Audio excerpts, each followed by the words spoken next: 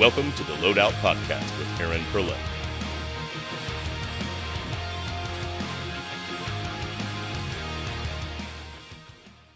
Thanks for joining us again on the Loadout Music Podcast. I'm Aaron Perlett, and today we are joined by blues rock great Kenny Wayne Shepherd. Kenny, thanks so much for being with us today. Hey, thanks for having me. So, not much going on these days, huh? I mean, we're all kind of cooped up. I literally just spent like the first 3 hours of my morning pulling weeds on the hillside, instead of like playing licks on the stage. It's a different reality. But I have to say, because of my career, the way it works out is when I'm gone, I'm gone. But when I'm home, and then I'm able to I'm home for a chunk of time, and I'm able to really immerse myself in what my wife and children are doing, and I'm really present. So this just is kind of the extended version of that, if you will. So it's like there's not this huge need to adapt. It's just that it's been going on longer, I think, than anybody expected. Yeah, and I was talking to John Oates from Hall & Oates a week or two ago, and he said this is probably the longest consecutive period of time that I have not been on the road, and it was a little strange for him.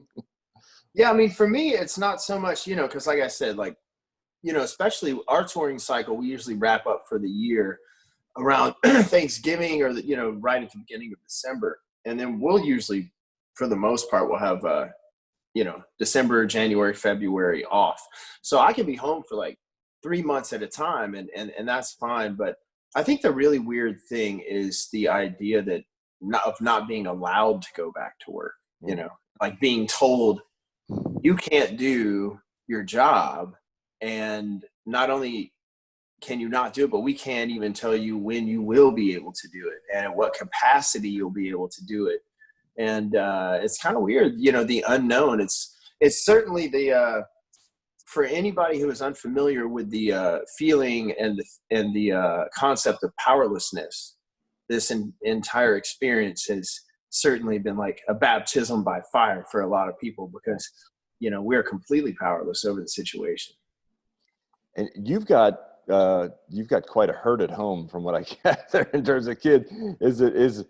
I imagine it's been an interesting experience for you and your wife, where you're having to experience things that a lot of times you don't get to while on the road, and your wife's like, welcome to my world. Well, no, like I said, I get a pretty good dose of it when I am home. But what it is, what's really been new for us is the homeschooling experience, or as they're calling it in the public school system, they're calling it distance learning. But essentially, it's homeschooling, except that we're not doing the curriculum our way. We're doing it the way the teacher sends it to us. So that's been interesting, especially because we have 5 children that are in different grades. So we have 5 different teachers with different approaches, 5 different curriculums that we have to do, all in kind of a different style of teaching, because teachers are I've come to figure out, everybody has their own approach to, how they like to do things and what makes sense and is most efficient for them. And so, adapting to all of that. But it's actually been really cool. Like for, example, today, our school, they always encourage, the kids to go out and do something in nature every day. And so today, when I was up on the hillside yanking all the weeds out, my 6-year-old daughter or 7-year-old daughter came out, and she, just out of curiosity, came up the side of the hill and started pulling the weeds out with me. And so, we got to have that experience together. It also qualifies as some of her outdoor time for school. And, it's been pretty cool. It's been an interesting experience. Yeah, I know that, I've got 2 kids, and I'm on the road a handful of days. Over the last 6 months, it's been almost every week. And it's been nice being able to have, family dinners every night and just see things that maybe sometimes might have escaped me. So it's definitely been a different kind of experience, I think, for everybody. We're all getting used to it.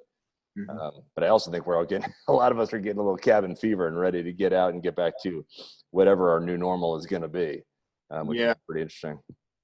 Yeah, we'll see how that goes. But there's definitely people getting a little pent up, because I mean, if you just, even out here in LA where we're at right now, it's like, you know, you give them, like just the other day, they finally started to allow people to go on hiking trails again. And like I was driving, you know, through my neighborhood, there's lots of those.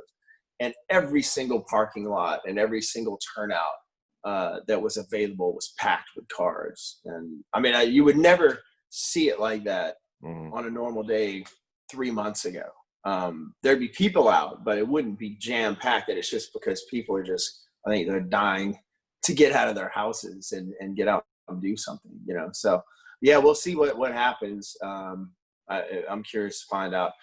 Like I said before, it's just, you know, entertainment and concerts and events like that. It's just really all up in the air right now. It's really, you know, it's been a really interesting industry to be a part of. On many different levels. Like so much has changed since I put out my first album in 1995. From, you know, back then Pro Tools didn't even exist. Nobody was recording on computers back then.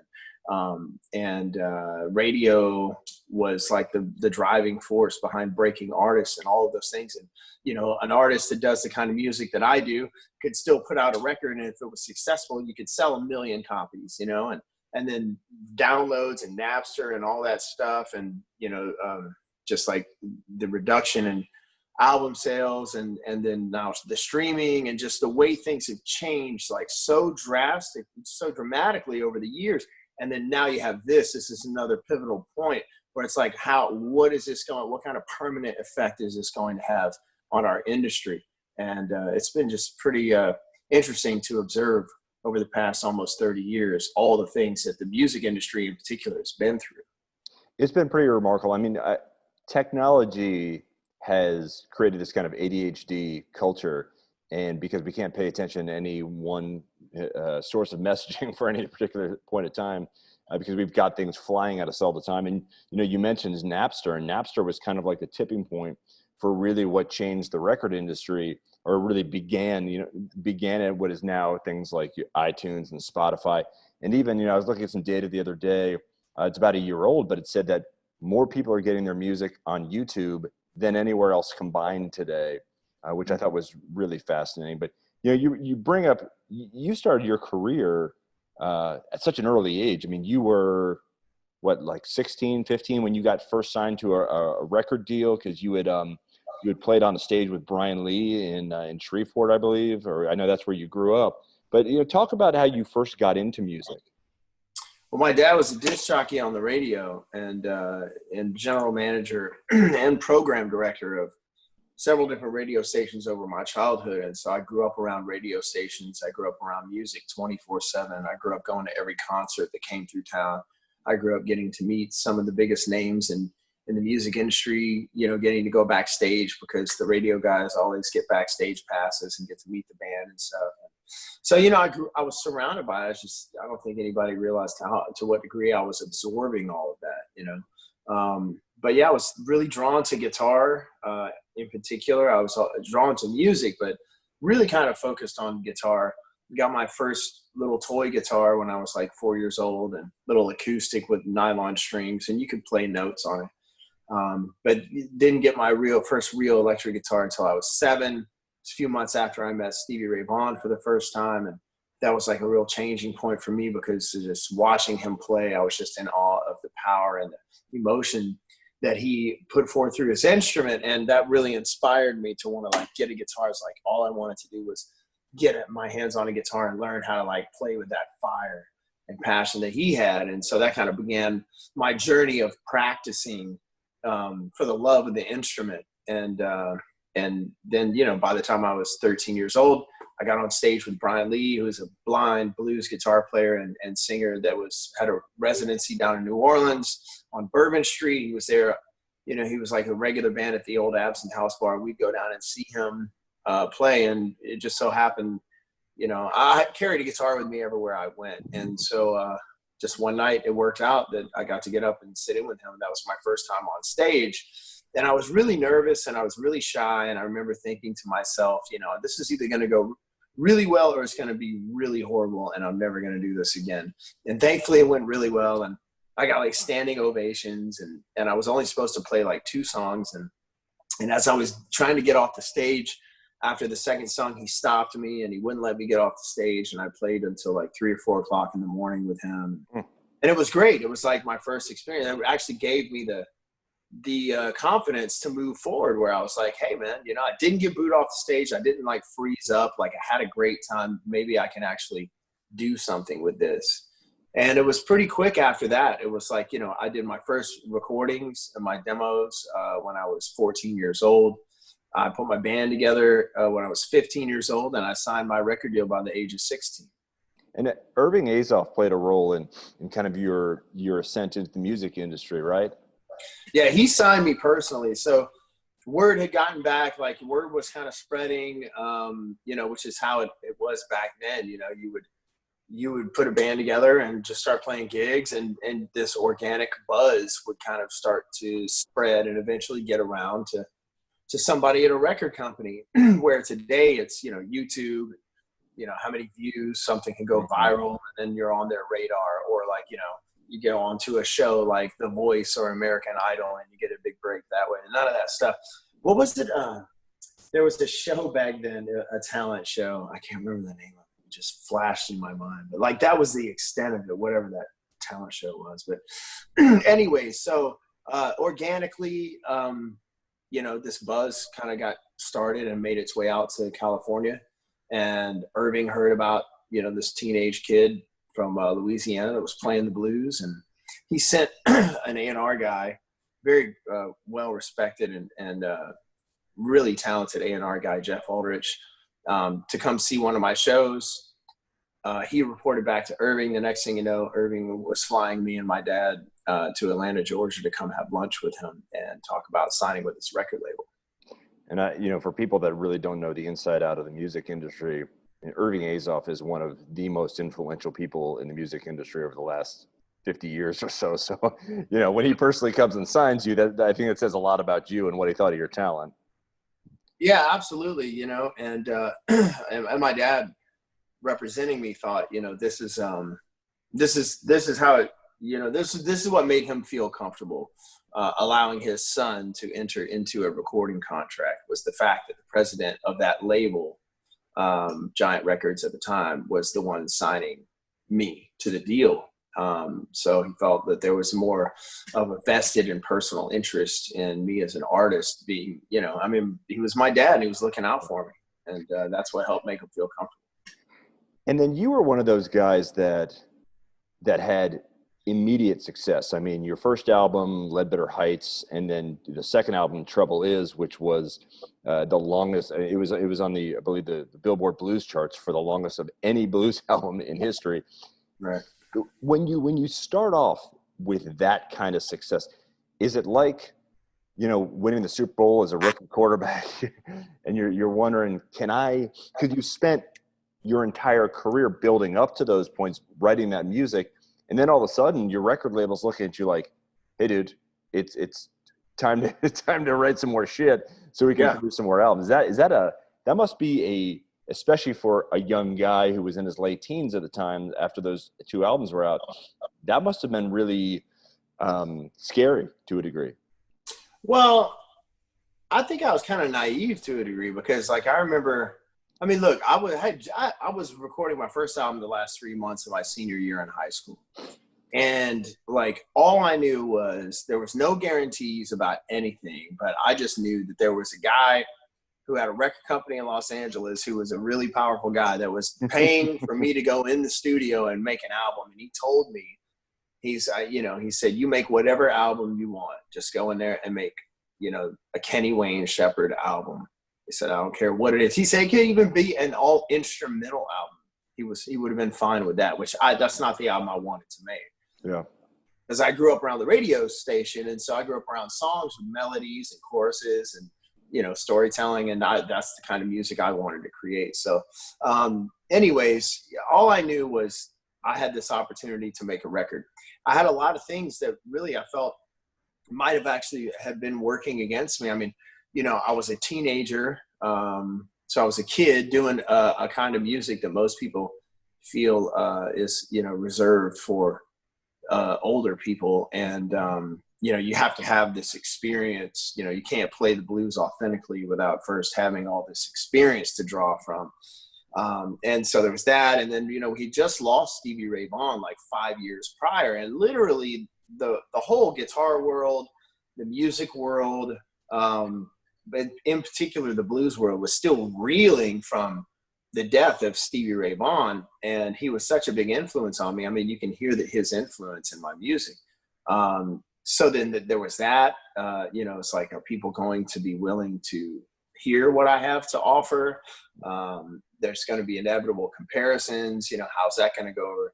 So yeah, no idea. So the first album came out, first single went to number 5 on the rock charts like that. And, you know, we were like, whoa, this is awesome. And the album ended up selling 1 million records. It sold 500,000 really fast, and eventually went on to go platinum. So then I remember we were going into the studio for the second album, and we toured for like 2 years, and it's, you know, we were wrapping up the tour, and I thought, oh, I'm gonna have a break. And they're like, no, we need another record. Like, you got to go, and you got to write an album. You got to get in the studio. We got to put another record out. We got to keep the train going.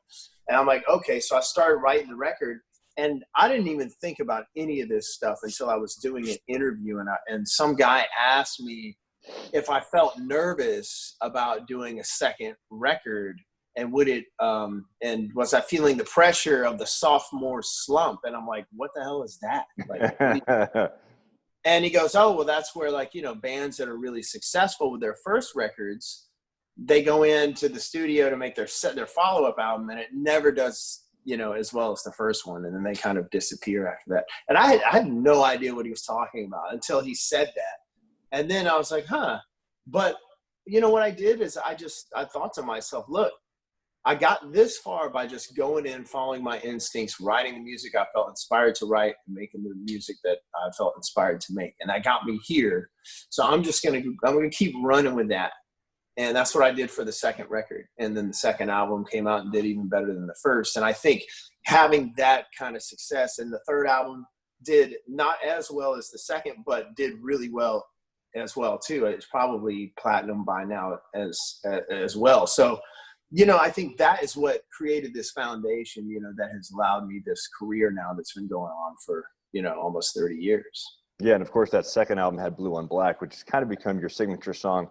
Do you ever get tired of, I'm sure you're at shows, and, you know, this great old Simpsons episode where they're like, you know, he's yelling at BTO at a concert. Homer is like, taking care of business. They're like, we're going to play something off our new album. And he keeps yelling, taking care of business. I imagine, you know, when you're playing on stage and people are yelling, they want different songs. You probably hear that a lot. Are you ever kind of like, Christ, man, I want to just play this new stuff. Does that ever, how does that feel? So, somebody gave me this, like, and I wish I could remember exactly who it was that said this. I think it might have been my A&R guy, Jeff Aldrich, but somebody gave me this advice, and I've never forgotten it. And I've actually passed it on in a number of interviews. But I was told that when you have the opportunity to make records and make music, don't ever allow yourself to be pushed into or convinced into doing something that you don't feel sure about. Because what can happen is if you let somebody talk you into recording a song that you're not sure about, or that you kind of don't feel certain about, and you kind of compromise your musical integrity. The problem is that you actually might have a hit with that song, and then you have to play it for the rest of your life. And so I've just been really adamant that, you know, every album, I mean, I write or co-write, you know, the majority of the material that we do. And so I don't put my name on anything that I don't feel great about at that time. You know, I look back, like, I still enjoy playing all the songs that we played from the first album. I still enjoy playing them today. Blue on Black never gets old to me, because I think it's a really well-written song, and I think it's a timeless song, and I'm proud of what we've accomplished with that song. So I'm more than happy to play it.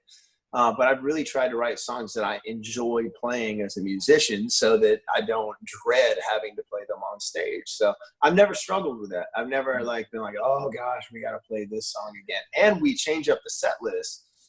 People do yell out for certain songs at our shows, and they're not always in the set list, you know, but we change the set list up, you know, on a regular basis. So maybe the next time they come, they'll hear that particular song. So for a very long time, I mean, since early on, you've collaborated with Noah Hunt, who has been kind of your primary vocalist. Have you ever had that urge to also be a primary vocalist on some of your music? Do you ever get that kind of there was always stories about Robbie Robertson always preferring to sing his own music as opposed to Levon Helm. But I mean, how do you feel about that? Just out of curiosity. So in the beginning of my career, everybody was trying to push me into that. Because they're like, oh, you gotta sing. But the thing is that at that time, my voice was not the right voice for my music. Like, I had a very specific sound in my head that I was going for. And when I opened my mouth to sing, I sounded like a child. And that was not the voice that I heard from my music. So I chose, against a lot of people's advice, I chose to have a lead singer in my band. And I believe if I would not have done that and I would have allowed myself to be pressured into singing, I wouldn't have had the success that I had with my first record.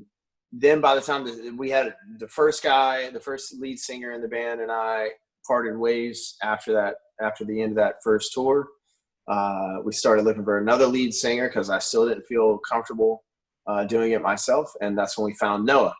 I was doing background. I did sing one song on the first album, but very reluctantly, but I sang it. Then on the second one, I did background vocals. On the third album, I did background vocals. By the fourth album, I started singing lead vocals. And on the fourth album, The Place You're In, I'm actually singing probably 80% of that record myself.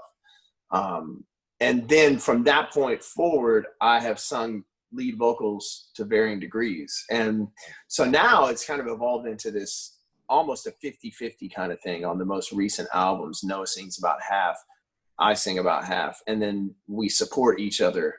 If he's singing lead vocals, I'll be doing backgrounds on that song, and vice versa. And then he plays rhythm guitar on the songs where I'm singing lead vocals. And so it's evolved into this really cool situation where I get to go up and sing and be that package that, a lot of people want me to be, where I'm singing and playing guitar. And I'm happy about that because it gives me another way to express myself musically.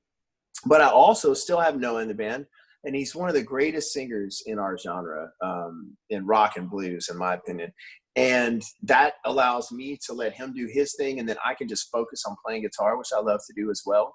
And our voices are so different that it actually gives us a broader range of material that we can cover, because there's certain songs that we'll write where we'll be in the studio and I'll be convinced, like, oh yeah, this song is for me, I'm going to sing this one. And then I go in and I'm not doing a great job. And then I let him take a pass at it, and he's the right one. His personality, his voice is the right one for that song. And the same thing can happen the other way, where we give him the first shot at singing a song and it's just not working. And it's hard to believe because he sounds so great, but you just have to be in there to understand how things work in the studio. And then I'll go in and make a pass at it, and we go, yeah, that's the right personality for that song. So it gives us whereas if we only had one voice, then those songs would basically have been eliminated from being on the record. So it gives us a lot more material we can do. I mean, and it's not that unusual. There's some pretty big names in music history going all the way back to Ike Turner, to Ted Nugent, Carlos Santana, Jeff Beck.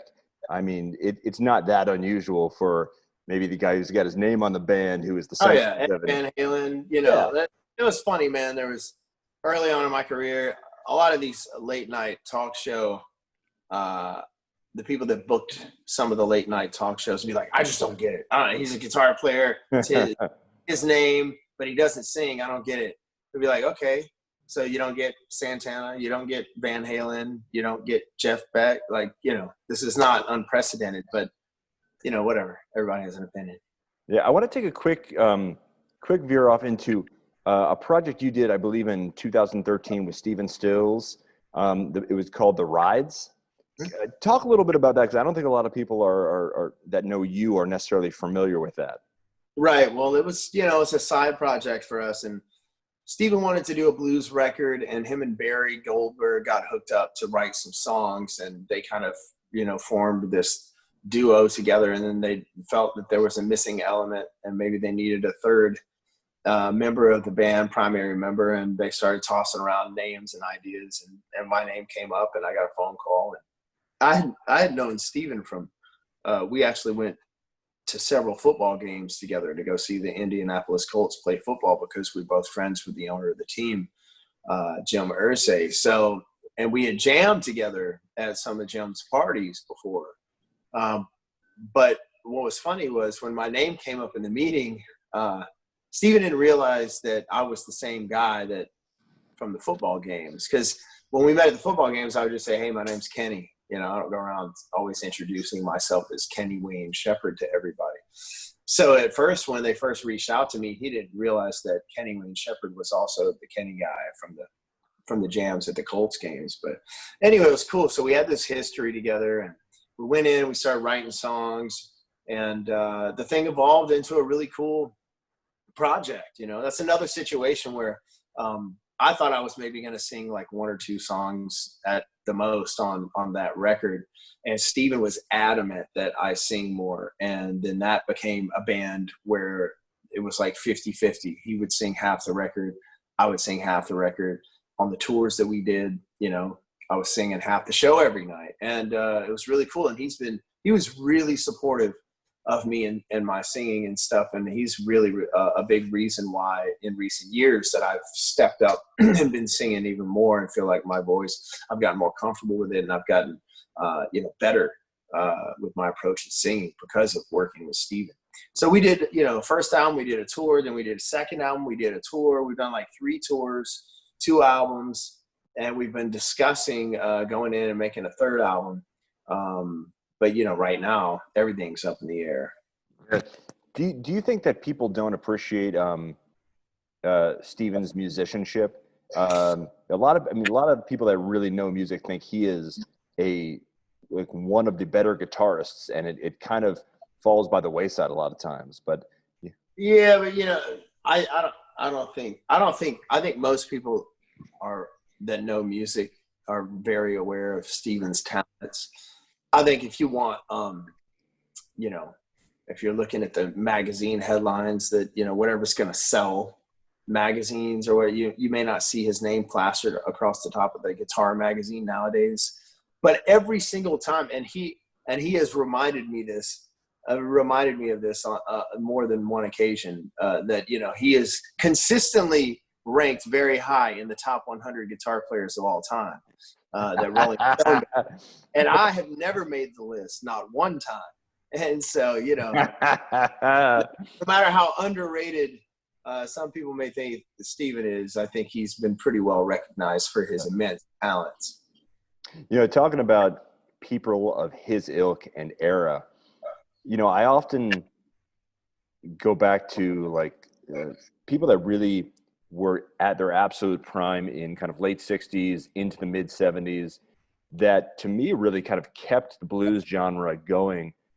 Clapton, Zeppelin, and the Stones are the ones that really come to mind when I think about that. Do you think without them it'd be much harder to be a blues musician today, because they took something that really came from the early to mid 1920s and they almost revived it, and blues seems to be the foundation of most music genres today outside of classical. Yeah, no. If anybody does their homework and they trace whatever kind of music that they love back to its origins, they will inevitably find their way back to blues. But yes, the English guys, man, all those guys, John Mayall, Eric Clapton, the Stones, Led Zeppelin, all of them, were huge supporters of blues music when America had kind of turned its back on blues music for a brief period of time and moved on to whatever the next thing was. Because at one point, blues was like pop music.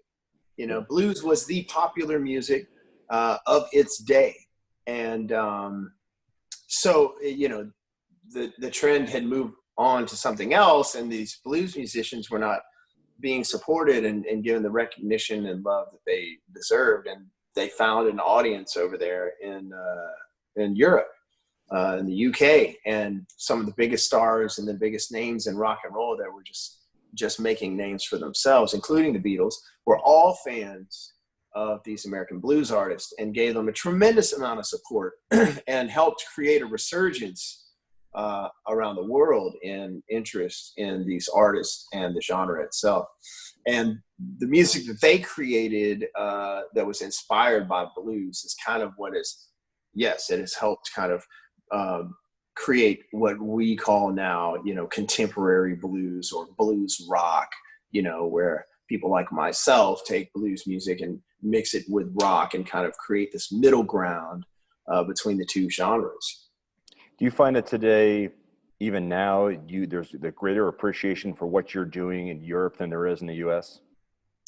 I don't know. I think there's a fair amount of interest around the world now. Like I said, everything's kind of, I don't have any kind of engaged right this moment of what's happening anywhere in the music industry because everything's just on hold. But all the way up until the whole world got shut down, we had just flown to India and played at a huge blues festival in India. We had just gone down to Brazil for the first time. We've been going to Europe and playing, UK and Germany, Paris, all those places over there on a regular basis for the past several years, not knowing, like, for a while, we didn't know there was still such a big audience, but we saw other artists that were doing extremely well over there. We're like, whoa, there is a huge amount of interest and support for this music over there as well. So I'm seeing it across the board in places that some people would be surprised to even hear about. Like, a lot of people were shocked to hear that we went to India and played for like tens of thousands of people collectively while we were over there, doing blues music. Yeah, and to get back to something you were touching on earlier about the appreciation that the British guys had for some of the older line blues guys, a couple of years ago you did a series called 10 Days Out, Blues from the Back Roads, and you went and had these kind of jam and interview sessions with some amazing guys, including one of my favorites, Gatemouth Brown, who passed away a couple of years ago. And I was fortunate enough to meet him when I lived in New Orleans because he would sit around like in record stores and play small shows. But people like Henry Townsend, Etta Baker, and Honey Boy Edwards, you were able to kind of go and hang with these guys, and it's a really unique kind of intimate deal you did with them. Talk a little bit about that whole project. I mean, to me, that was probably one of the most special things I've been a part of. I think it was and continues to be a very significant historical piece for the genre. It basically documented some of those artists in their last performances of their careers and their lives. To date, I think we've lost close to 20 of those artists that were featured in that film have all passed away between then and now. It was an amazing experience. Some of those people I was playing with for the first time, some of them I had history with for many years, like my relationship with B.B. King. But it's my project and my way of like giving back to the artists that paved the way for people like me to do what I do, and to give something special to the blues community that has supported me and many, many other musicians for so many years, and give them this, what I think is, an amazing piece of work, and feature some of these artists, like use my platform to help get exposure for some of these other artists. Not, B.B. King didn't need any more exposure from anybody, from someone like me, but Etta Baker, Henry Townsend, well, not Henry Townsend, but Cootie Stark and Neil Patman and those guys. So many of those guys that, have been playing the music their whole lives, but never really broke into the mainstream blues scene. And it was, my opportunity to try and get their music exposed to more ears. Well, I mean, you could put Gatemouth in that same sentence only because, I've heard Clapton talk about Gatemouth, but kind of your average music consumer doesn't know who Clarence Gatemouth Brown was. And I was fortunate enough, like I said, to sit like 5 feet from him, watch him play the guitar. And he was a remarkable, just remarkable blues player. And in fact, one of his, his last couple of recordings were pretty amazing, even at an advanced age. But you're absolutely right. There's a lot of guys that haven't gotten the kind of visibility that except for maybe outside of the small, you have small blues festivals.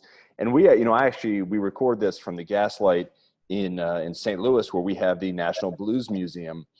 And I believe a couple of years ago, your father was kind enough to actually lend some of the video content that you had created when they were starting the museum. Have you been through St. Louis since the National Blues Museum launched? Yeah, I've been there once, but I haven't been able to go back. But yes, it was pretty impressive. It had only opened relatively recently when I went in there. So I don't know what's changed since then, but it was pretty impressive what they've done. Yeah, it's a really nice space. They the designers of the Grammy Museum helped design it, and it's very interactive, and it's got a lot of technology, but does a really nice job of kind of connecting past and present, and serving as what it's supposed to do, a great reminder of the amazing blues music that's been made in this country for more than 100 years. So I know, right now it's kind of hard to say what's next. You had a new record come out about almost exactly a year ago. Traveler came out in May of 2019, which was a terrific record for anyone who hasn't checked it out. What, when this lockdown ends, what goes on in your world? Well, as soon as they say we can play music again, we will be playing music again. Because that's what we do. That's what we love to do. That's why we make records, so we can play live shows for people and music lovers. The good news is that we had already gone into the studio and recorded another new record. So right before all this happened, we had just put the finishing touches on the new album. So that thing is, we just need to mix it, and then it'll be, and master it, and it'll be pretty much ready to go. So it's a matter of getting back on the road, getting the crew, the family back together and out there doing what we love to do, and then picking the right moment to release the next album. I haven't really felt too inspired to write any music through this experience right now because, first of all, I've been really busy with my children and my wife, which has been fantastic. But also, I feel like I don't know. I don't want to write a bunch of songs about like this, And you mean like everybody else is? And I don't think people are going to want to hear it anyway. So, maybe I'll just come up with some cool riffs, and then I'll use them and write some different lyrics to them later at another day. But I feel no inspiration to write a song about being locked up in my house or any of this other kind of stuff. So thankfully, we've already got this new record ready to go.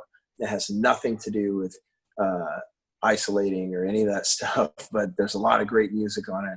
A lot of positive songs, which is really what I tend to lean towards, is a more positive message in the music. I want to be uplifting and make people feel good, because music has the power to affect people. And if I have that ability, I want to do it in a positive way. So that's what we try to do with our music. All right, let me get you out of here on this last question.